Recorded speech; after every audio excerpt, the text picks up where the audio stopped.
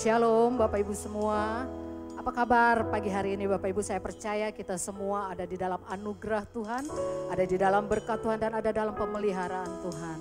Sebabnya pagi hari ini saya mengajak kita semua untuk bersyukur sama Tuhan. Mari saya mengajak kita semua berkata terima kasih Tuhan.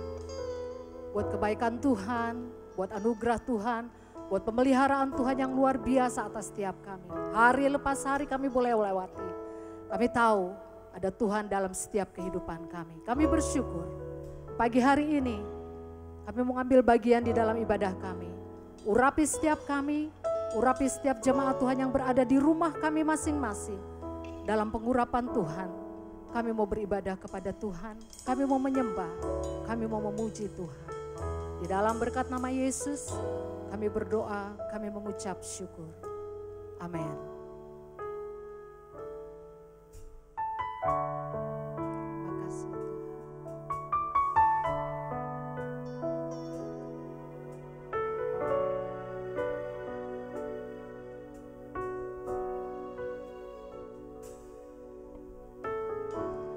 Dengan apa ku membalas kasih-Mu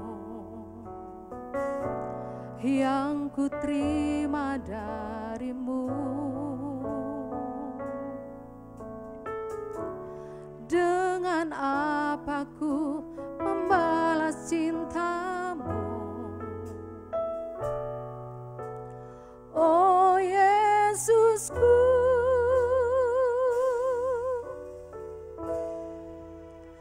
ku mau selalu bersyukur, selalu bersyukur.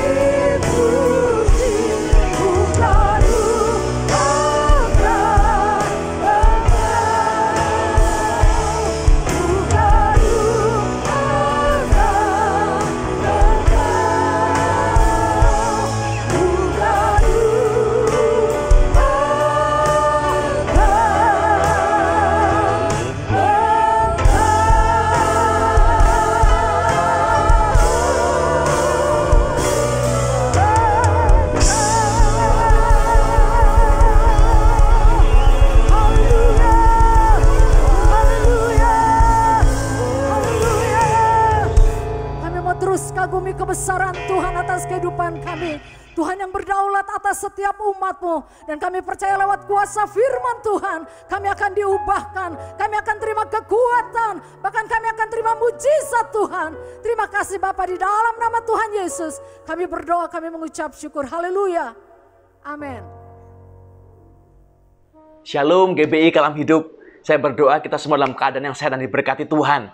Hari ini saya pengen ambil sedikit waktu untuk sama-sama kita belajar firman tentang satu pribadi yang sangat hebat, sangat terkenal, tapi tidak dikenal Bapak Ibu. Orang ini, kalau dalam judul khotbah saya hari ini, lebih hebat dari Paulus. Kalau saya tanya dengan Anda, kira-kira Bapak Ibu, siapa sih pengkhotbah yang paling hebat sepanjang Alkitab kita? Rasanya kita juga akan jawab Paulus. Siapa orang yang paling radikal mengikut Kristus? Paulus Bapak Ibu. Siapa orang murid yang paling terkenal, pengikut Kristus paling terkenal? Paulus Bapak Ibu. Tapi ada satu orang yang lebih daripada dia, tapi tidak dikenal Bapak Ibu. Saya kasih Anda sebuah ayat ya. 1 Korintus pasal 3, ayat yang keempat. 1 Korintus pasal 3 ayat 4. Karena jika yang seorang berkata, aku dari golongan Paulus, dan yang lain berkata, aku dari golongan Apolos, bukankah hal itu menunjukkan bahwa kamu manusia duniawi yang bukan rohani? Paulus yang begitu hebatnya ini Bapak Ibu, ternyata punya kompetitor. Saingan dalam tanda kutip ya. Namanya Apolos. Jadi pengikutnya itu terpecah dua. Aku pengikut Paulus, aku pengikut Apolos. Ada orang-orang yang memilih dan mengatasnamakan diri sebagai pengikut Apolos.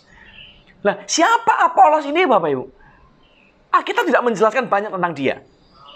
Tentang sepak terjangnya. Tapi orang ini pasti orang hebat sekali. Kalau enggak mungkin namanya disanding sama Paulus sampai orang lebih memilih Apolos daripada Paulus. Orang ini hebat sekali. Nah, tapi saya pengen kita belajar hari ini baik-baik. Bukan sekedar dengar kata pendeta atau pendapat pendeta, tapi biar kita belajar secara biblical Alkitabiah yang benar dengan dasar firman yang benar. Siapa sebenarnya Apolos ini? Supaya kita bisa mengerti dan belajar sesuatu dari hidup dia. Kisah Rasul 18 ayat 24 menulis. Kisah Rasul pasal 18 ayat 24. Sementara itu datanglah ke Efesus seorang Yahudi bernama Apolos yang berasal dari Alexandria. Ia seorang yang fasih berbicara dan sangat mahir dalam soal-soal kitab suci. Jadi ditulis, datanglah seorang Yahudi, jadi dia ini seorang Yahudi Bapak Ibu, yang berasal dari Alexandria. Dikasih, Alkitab menulis, dikasih sebuah penjelasan dari mana asalnya. Kenapa Bapak Ibu? Kan dia bisa aja ngomong, datanglah si Apolos, orang yang fasih bicara dan sangat mahir dengan soal-soal kitab suci. Kenapa harus dikasih tambahan soal asal-muasalnya dari Alexandria? Sama seperti Paulus, waktu dia dianiaya, dia ngomong, aku warga negara Roma. Kenapa dia harus ngomong warga negara Roma? Nggak perlu dong harusnya, ngapain? Saya kalau lagi berantem sama orang di pinggir jalan, saya nggak bilang, saya warga negara Indonesia. Kan nggak ada hubungannya kan sebenarnya. Tapi Paulus mengatakan itu. Kenapa? Karena Roma ini punya status, punya hubungan yang bisa membuat dia lebih dalam masalah itu. Nah, termasuk dalam kasusnya Apolos. Kenapa ditulis dari Alexandria? Karena Alexandria ini akan menentukan asalnya dari mana, menentukan siapa dia ini Bapak Ibu. Alexandria itu terletak di sebelah utaranya Mesir. Kota yang sangat terkenal sebagai pusat budaya dan pendidikan pada zaman itu. Dan di Alexandria ini adalah kota dengan perpustakaan terbesar di seluruh dunia pada saat itu. Lebih dari 700.000 kitab-kitab gulungan perkamen dan segala macam yang semuanya handmade, tulisan tangan. Dan salah satu yang terkenal di dalam buku-buku yang koleksinya perpustakaan Alexandria ini adalah terjemahan asli Alkitab dalam bahasa Ibrani. Dan ada terjemahan lagi yang masuk dalam bahasa koin, dalam bahasa Yunani. Yang dari sinilah akhirnya diterjemahkan ke dalam bahasa Inggris, dalam terjemahkan bahasa-bahasa yang lain termasuk bahasa Indonesia, sampai kita bisa baca Alkitab kita hari ini. Itu ujung pertamanya Alexandria ini Bapak Ibu. Jadi kita perlu sadar, kita perlu tahu dulu Alexandria itu satu tempat yang sangat vital sekali, sangat hebat sekali. Orang di dalamnya kaya, karena kota ini aja punya perpustakaan terbesar di dunia. 700.000 lebih kitab-kitab yang mereka simpan. Dan itu betapa mahalnya. Books are expensive, my friend. Buku itu mahal. Percayalah. Kalau Anda mau tahu buku itu mahal atau tidak, pergilah ke toko buku, coba lihat buku. Mahal harganya Bapak Ibu. Apalagi buku-buku langka, apalagi buku-buku yang memang punya nilai lebih. Mereka sangat mahal. Secara kemampuan, orang Alexandria itu sangat mampu. Dan secara berpikir, kepandaian intelektual sangat pintar Bapak Ibu. Sangat pintar. Alkitab bahkan menulis begini.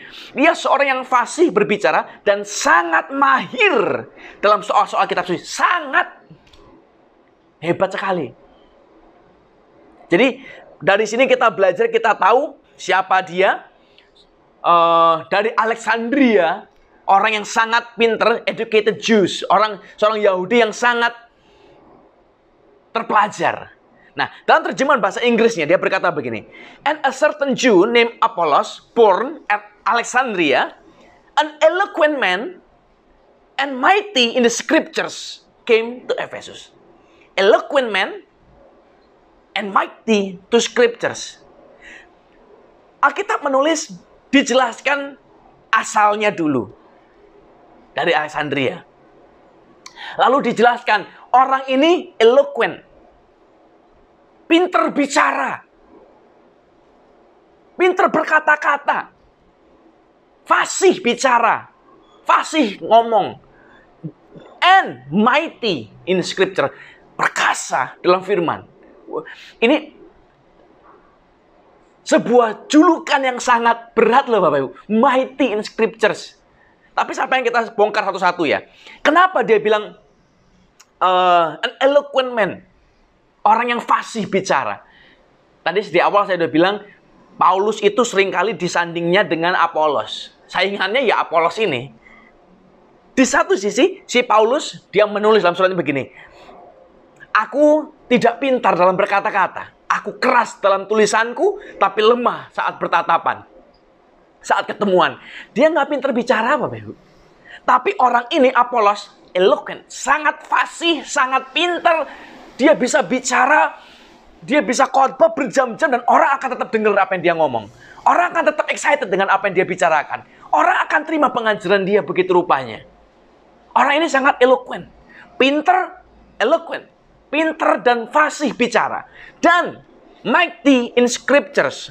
Mighty in scriptures berarti dia itu mengerti, tahu betul apa yang tertulis di dalamnya, dan dia punya kemampuan untuk menerjemahkan itu, untuk mengajarkan itu. Mighty in scriptures. Bukan cuma bisa buat dirinya sendiri, tapi bisa juga mengajar orang lain. Jadi, eloquent man, mighty in scriptures. Ini orang yang hebat sekali, Bapak. Ini adalah orang yang namanya Apolos.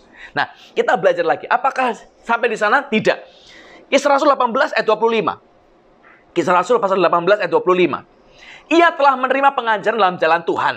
Dengan bersemangat ia berbicara, dan dengan teliti ia mengajar tentang Yesus. Tetapi ia hanya mengetahui baptisan Yohanes. Orang ini hebat sekali, Bapak. Dalam terjemahan Alkitab kita hari ini juga ditulis sebuah penjelasan tentang kualitas dia. Dalam terjemahan bahasa Inggris dia berkata begini. He had been instructed in the way of the Lord, and he spoke with great fervor and taught about Jesus accurately, though he only knew the baptism of John. Dia dibilang sebagai orang yang bersemangat. Dia menerima pengajaran dalam jalan Tuhan dengan semangat, ia bicara. Jadi waktu dia bicara, eloquent man, dia berbicara itu dengan semangat. Kalau dalam terjemahan bahasa Inggris dia berkata great fervor. Tapi dalam terjemahan bahasa Yunani aslinya, dia tulis dengan kata seo. Seo itu berarti terjemahan harafiahnya ya Bapak Ibu ya. Seo itu artinya adalah air panas yang mendidih. Air panas yang membual. Yang kalau Anda pernah masak air, terus airnya meletup sampai mau keluar dari panci, Kalau di atas ada tutupnya, sampai tutupnya bisa terbang-terbang sendiri, ngangkat-ngangkat sendiri, itu Seo. Dan Alkitab menulis, waktu Apolos bicara, itu Seo, Bapak Ibu. Waktu dia bicara berapi-api begitu, meletup-meletup, mendidih begitu rupa. Wah, passionate sekali. Orang ini sangat hebat, Bapak Ibu. Sangat luar biasa sekali. Lalu yang kedua dia bilang begini. And he thought about Jesus very accurately. Sangat akurat, Bapak Ibu. Dia bukan cuma sekedar ngajar Yesus, tapi akurat. Ada perbedaan besar antara Yohanes Pembaptis dengan Apolos. Yohanes Pembaptis itu mengajar tentang Mesias, tapi tidak pernah menyebut namanya. Siapa Mesiasnya? Tapi Apolos dengan sangat terang dia sebut satu nama, Yesus. Mesias yang akan datang. Dari mana dia punya kesimpulan begitu? Ingat awalnya, dia dari Alexandria. Orang yang sangat pintar, terpelajar. Sangat mighty in scriptures. Dia lihat nubuatan-nubuatan tentang Mesias. Dia lihat kehidupan Yesus. Dia lihat janjinya. Dia lihat penggenapannya. Dia lihat apa yang diajarkannya. Dan dia mendapat sebuah kesimpulan yang tidak terbantahkan. Inilah Mesiasnya. Dan dia mengajar, Alkitab menulis dia mengajar tentang Yesus sangat akurat. Accurately. Nggak ngawur. Bukan sekedar mencari-cari. Bukan sekedar nyerempet-nyerempet. Akurat. Tapi ada satu kata ditulis begini. Tetapi ia, jadi dia bicara dengan semangat, dia bicara, great fervor, dengan teliti ia mengajar, he taught about Jesus accurately, tapi ada sebuah minus dalam Alkitab ini yang ditulis. Tetapi ia hanya mengetahui baptisan Yohanes. Dia cuma tahu baptisan Yohanes, Bapak Ibu. Kita sudah belajar beda Yohanes dengan dia. Jadi dia taunya Yohanes. Yohanes ngajar Mesias, Yohanes baptis. Dia taunya baptis Yohanes, sudah nggak tahu yang lain. Di tengah kepandaian dia, di tengah segala kehebatan dia itu super preacher, ngomong itu mendidih seperti air. Dia ngomong dengan berapi-api begitu rupa, dengan begitu hebatnya dia bicara, dia mengajar dengan sangat akurat. Very eloquent, sangat fasih bicara dan mighty in scriptures. Tapi punya sebuah kelemahan. Dia hanya tahu baptisan Yohanes. Dia nggak tahu yang lain, Bapak Ibu. Cuman Yohanes yang dia tahu. Nah, ini yang jadi masalah. Dalam hidup ini kita juga sama, Bapak Ibu. Kita bisa hebat dalam satu perkara. Tapi percayalah, di satu sisi pasti ada yang kita lemah. Anda mungkin pintar masak misalnya. Masaknya pintar. Tapi di tempat lain pasti ada yang lemahnya. Beneri mobil misalnya. Nggak bisa mungkin. Atau kebalikan. Ada orang yang pintar dalam hitungan angka-angka. Keuangan misalnya.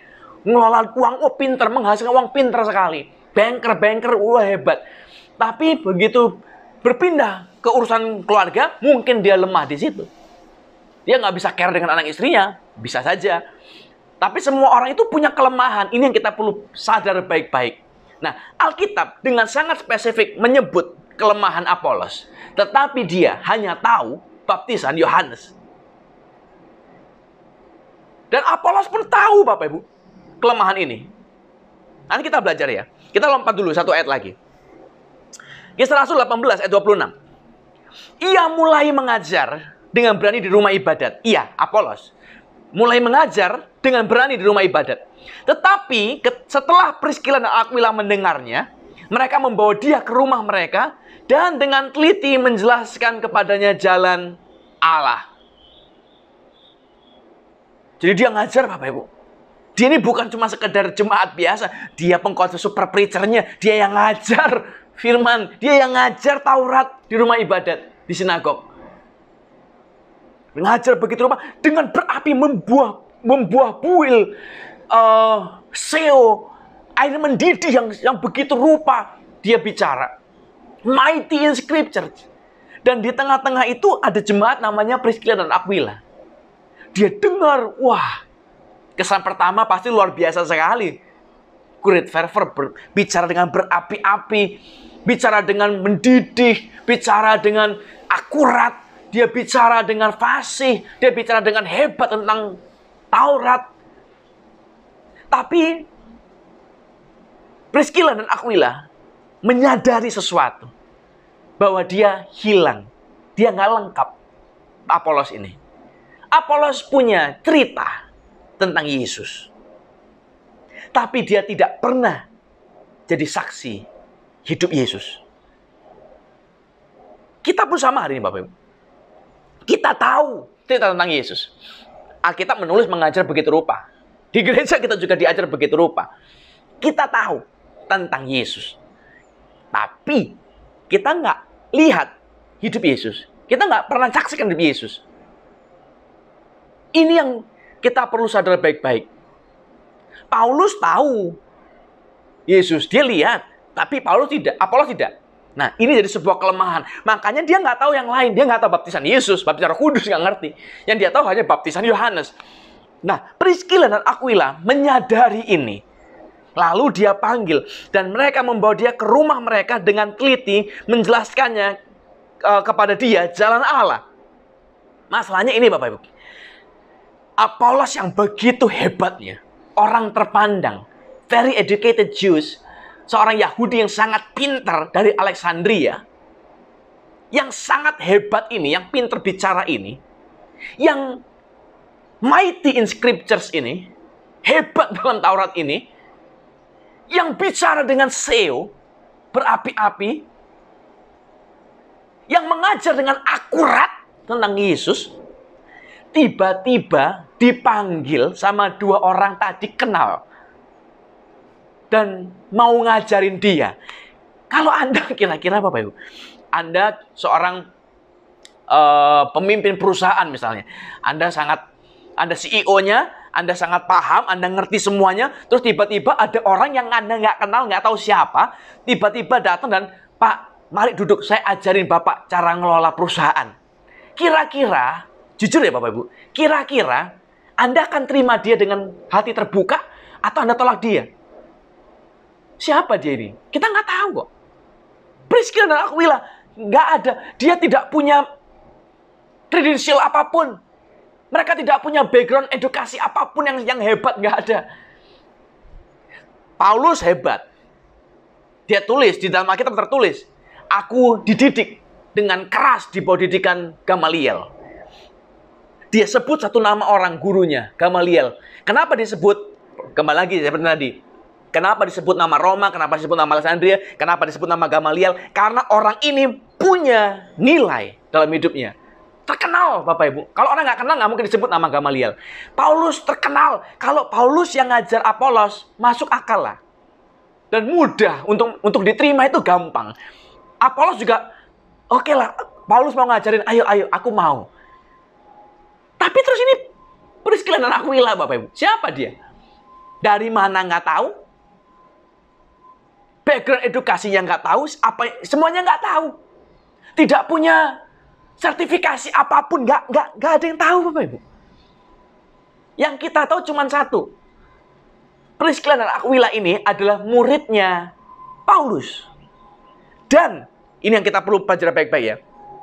Mereka belajar kepada Paulus hanya selama 2 tahun. Hanya 2 tahun, Bapak Ibu. Jadi baru belajar 2 tahun, baru bayangkanlah ada orang baru jadi Kristen 2 tahun, lalu mau ngajari pendeta tentang Alkitab. Anda bayangkan, Bapak Ibu. Ini yang terjadi. Apolos yang begitu hebat, dipanggil, dibawa ke rumah oleh 2 orang yang tidak dikenal ini, yang baru 2 tahun belajar. Dan mereka mengajari dia. Alkitab menulis ini. Mereka membawa dia ke rumah mereka dan dengan teliti menjelaskan kepadanya tentang jalan Allah. And explain to him the way of God more adequately. Lebih jelas lagi. Atau lebih more perfectly. Lebih sempurna lah. Tapi ini yang hebat. Apolos. Dia seorang super preacher. orang Yahudi yang sangat pintar. Tapi dia punya teachable spirit. Roh yang mudah diajar. Roh yang mudah dibentuk. Bapak Ibu, kita bisa pintar secara intelektual. IQ kita pintar. Tapi kalau kita tidak punya spirit of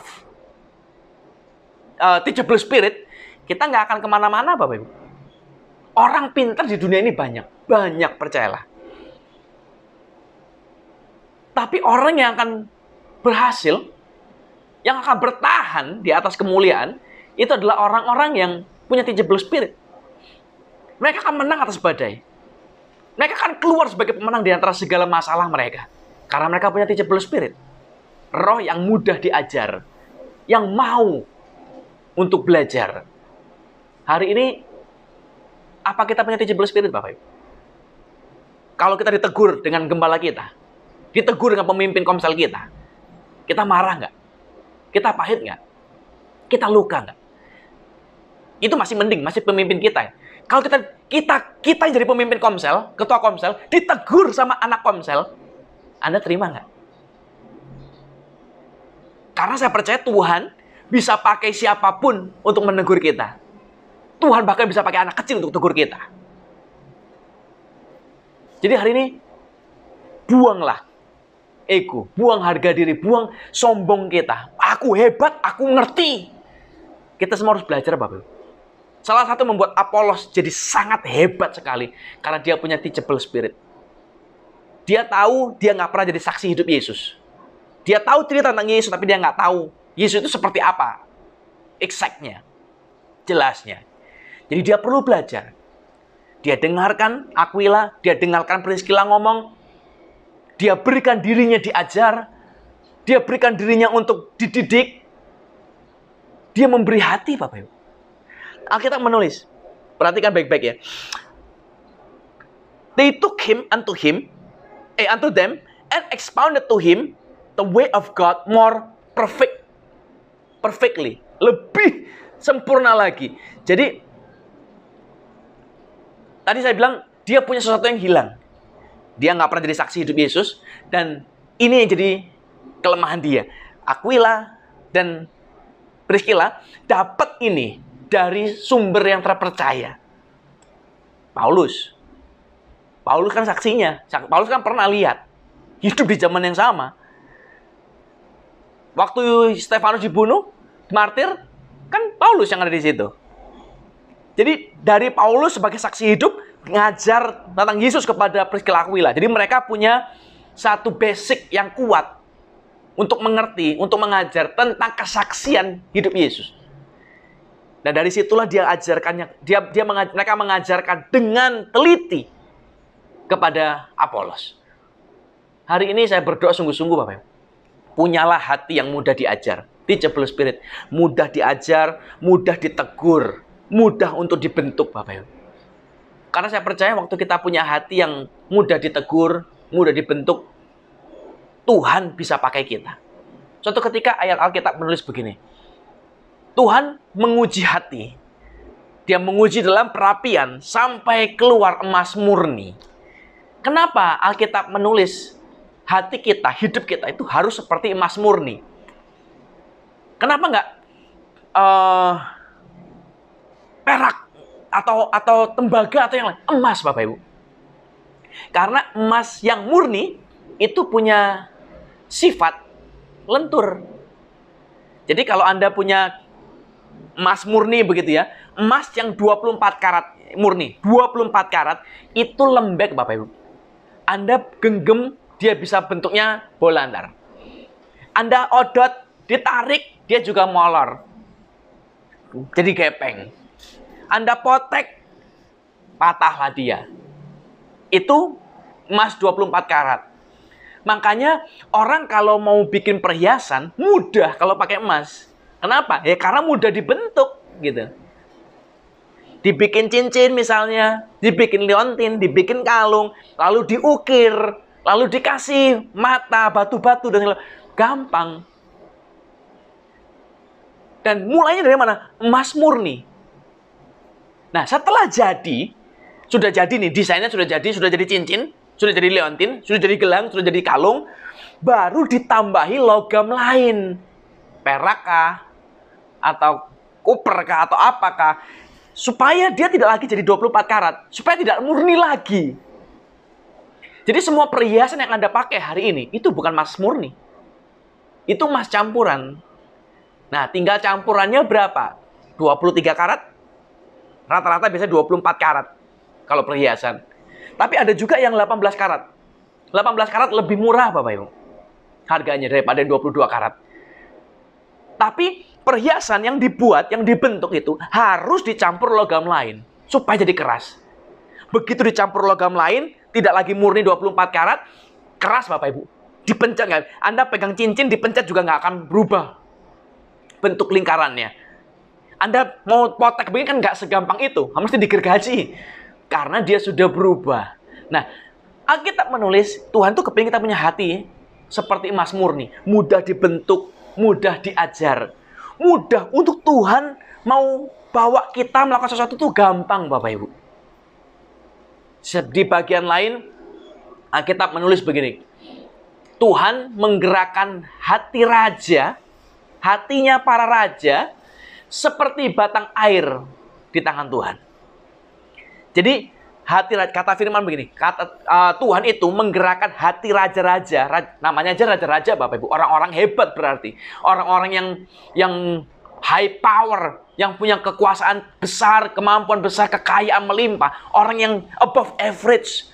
Dan kepada orang-orang ini, Alkitab menulis, Tuhan itu seperti menggerakkan hati mereka, seperti batang air. Jadi kalau ada batang kayu ditaruh di air, kayu utuh misalnya ditaruh di sungai, ya dia akan ngikuti aja kemanapun air itu. Nggak mungkin ngelawan Bapak Ibu. Nggak mungkin arusnya ke sana terus dia naik ke atas. Nggak mungkin. Kayu itu pasti akan ngikutin. Kalau dia ada batu, aliran airnya berubah ke kiri, dia juga akan ke kiri. Ngikutin terus. Nah, itu yang dibilang dengan batang air di tangan Tuhan. Hati raja seperti batang air di tangan Tuhan. Masalahnya begini, banyak orang kepingin jadi raja, tapi nggak jadi-jadi.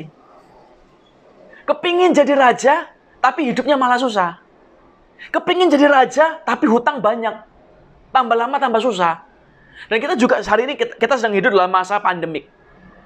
Keuangan susah, pekerjaan susah, semua susah. Banyak orang akan jatuh, banyak orang akan kolaps, banyak orang nggak tahan Bapak Ibu. Tapi perhatikan ini, berkat itu bukan datang dari pekerjaanmu. Berkat itu bukan datang dari koneksimu. Berkat itu bukan datang dari produkmu. Bukan datang dari kerja kerasmu. Berkat itu datang dari Tuhan. Dan kalau Anda kepingin jadi raja, tapi Anda mendapati, kok sampai sekarang saya belum jadi raja. Kenapa? Saya percaya cuma satu alasannya. Karena hati kita belum seperti batang air di tangan Tuhan. Makanya nggak jadi raja kita. Kalau hati kita seperti batang air di tangan Tuhan, kita bisa ngikuti Tuhan. Emas murni, Tuhan mau ngapain kita ikut, Tuhan mau kemana kita ikut. Saya percaya Bapak Ibu. Pasti nih. Kita juga jadi raja. Saya tidak bicara masalah harta duniawi saja, tidak. Nama jadi raja, itu berarti kita diangkat dalam kemuliaan. Tuhan tinggikan, Tuhan pakai kita. Dan saya berdoa sungguh-sungguh hari ini. Ayo belajar dari seorang yang namanya Apolos, Bapak Ibu. Orang ini sangat pintar, educated, sangat luar biasa, mahitin scripture, punya banyak kelebihan. Dia bahkan punya banyak kelebihan lebih daripada Paulus yang sangat terkenal itu. Tapi dia punya kerendahan hati yang juga luar biasa. Punya teachable spirit. Hari ini saya berdoa. Mari kita belajar sama-sama. Kita punya teachable spirit. Roh yang mudah diajar. Roh yang mudah ditegur. Jangan lagi marah. Jangan lagi kecewa. Jangan lagi pahit. Tapi bersyukur kalau ada orang mau negur kita. Ada orang masih mau ngingetin kesalahan kita. Itu karena mereka mengasihi kita. Kalau mereka nggak mengasihi kita, Bapak Ibu, percaya ini. Mereka tidak akan menegur kita. Kenapa? Karena negur itu nggak enak. Setiap kali kita negur orang, itu seperti ada kemungkinan untuk putus hubungan, untuk marah, untuk nggak enak. Ngapain?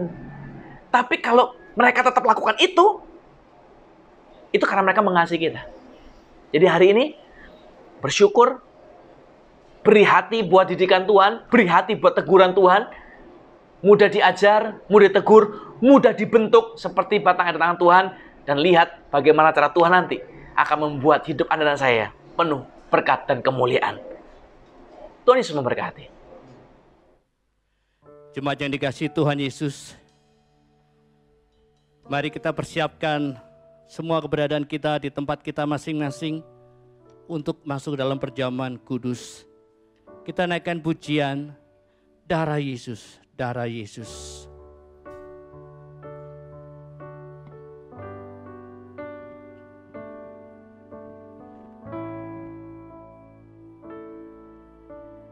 Darah Yesus,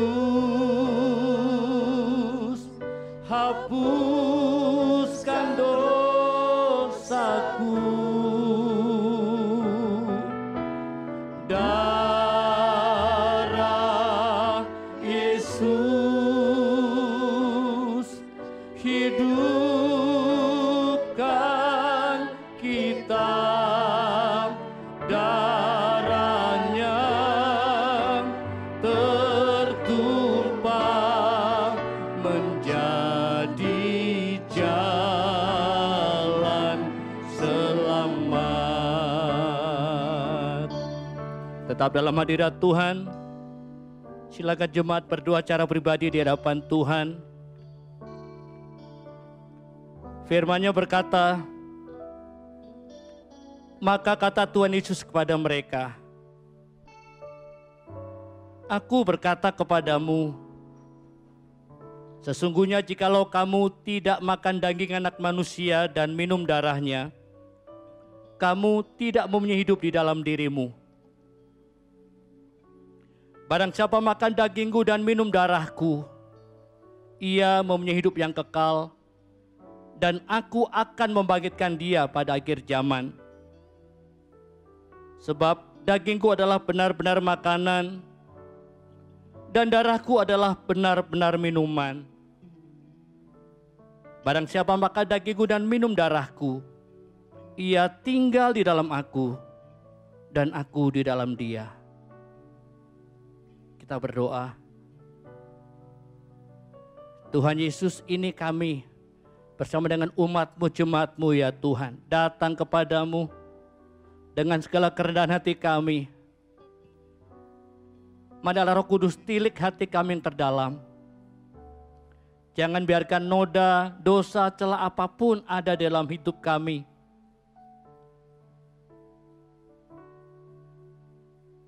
Sehingga Engkau di dalam kami dan kami di dalam Engkau menjadi kenyataan melalui kuasa perjamuan ini Tuhan. Darah-Mu kudus, kami akan terima dengan penuh kekudusan. Tubuh-Mu kudus, kami akan terima dengan penuh kekudusan. Terima kasih Tuhan, urapi roti dan air anggur sebentar yang kami terima. Berkat-Mu, urapan-Mu ada di atasnya. Sehingga perubahan terjadi di atas hidup kami. Kami diubahkan semakin serupa dengan Engkau ya Tuhan. Terima kasih Tuhan Yesus. Kami sambut dengan ucapan syukur perjamuan ini dalam nama Tuhan Yesus. Amin. Jemaat Tuhan, angkat roti di hadapan Tuhan dengan penuh iman. Firman-Nya berkata, dan ketika mereka sedang makan, Tuhan Yesus mengambil roti, mengucap berkat, memecah-mecahkannya, lalu memberikannya pada murid-muridnya dan berkata, ambillah, makanlah, inilah tubuhku. Jemaat Tuhan, apakah saudara percaya ada kuasa di dalam tubuh Tuhan Yesus? Apakah saudara percaya bilur-bilurnya sudah menyembuhkan sakit penyakit kita? Sebagaimana iman kita, mari kita terima dengan iman dalam nama Tuhan Yesus.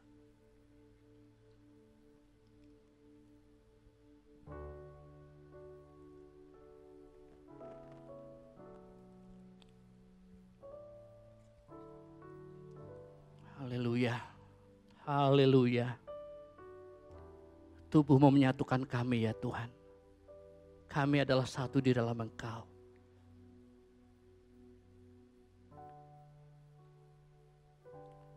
Angkat cawan dengan penuh iman di hadapan Tuhan. Firman-Nya berkata, sesudah itu ia mengambil cawan, mengucap syukur, lalu memberikannya kepada mereka dan berkata, minumlah kamu semua dari cawan ini, sebab inilah darahku, darah perjanjian yang ditumpahkan bagi banyak orang untuk pengampunan dosa. Jemaat Tuhan, apakah saudara percaya ada kuasa di dalam darah Tuhan Yesus? Apakah saudara yakin dan percaya dosa kita sudah ditebus hanya oleh darah Tuhan Yesus? Demikian dengan kuasa yang lain telah dipatahkan oleh darah Tuhan Yesus. Apakah saudara percaya ini? Mari kita terima dengan iman, kita minum bersama-sama dalam nama Tuhan Yesus.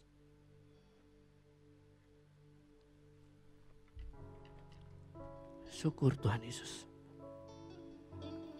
Terima kasih Tuhan buat pengorbananmu. Haleluya.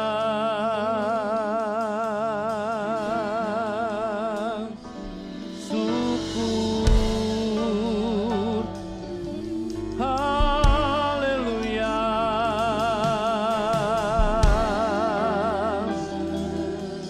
Darah yang mahal, yang bernilai kekal, darah Yesus. Terima kasih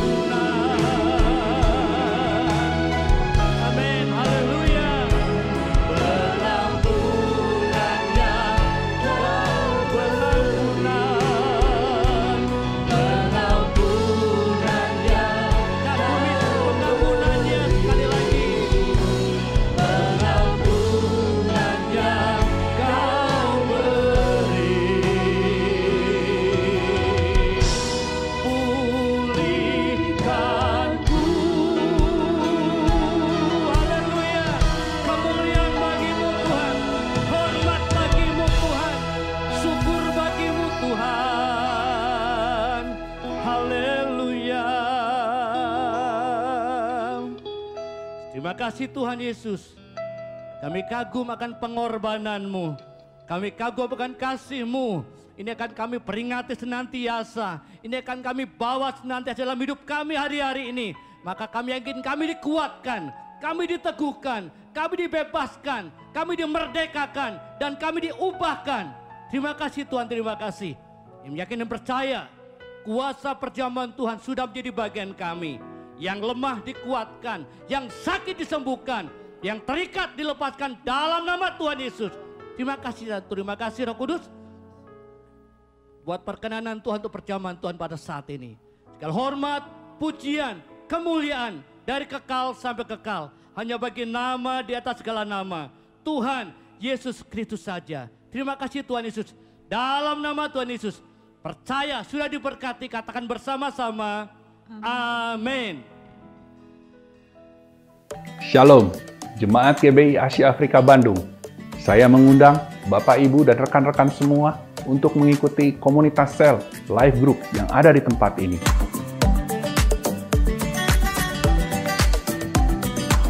Saat ini kita melakukannya melalui aplikasi Zoom.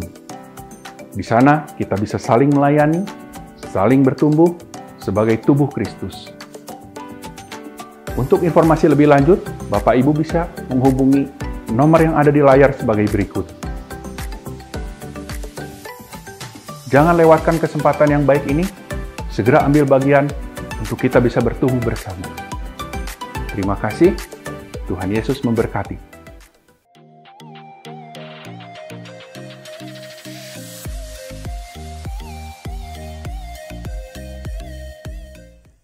Puji Tuhan, kita akan akhiri ibadah kita pagi hari ini. Sama-sama kita naikkan pujian, kami memuji kebesaran.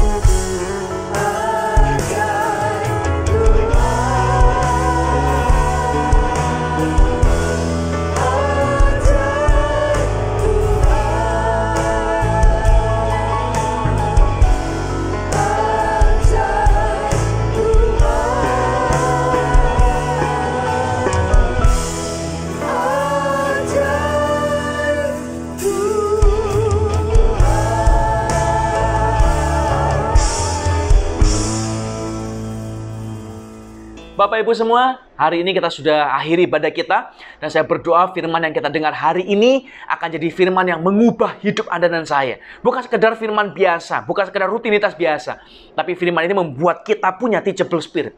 Roh yang mudah diajar untuk membuat kita jadi punya kualitas di hadapan Tuhan.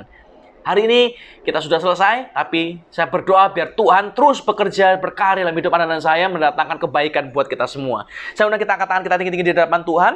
Dan kita katakan amin yang keras itu siap perkataan berkat yang akan saya lepaskan buat kita semua. Sebab amin, mika janji Tuhan jadi nyata dalam kehidupan kita. Bapa, kami berdoa dalam nama-Mu, diberkatilah pekerjaan kami. Diberkatilah usaha kami. Apapun yang kami sentuh dan kerjakan, dijadikan Tuhan berhasil. Biar kami naik jadi kepala bukan ekor.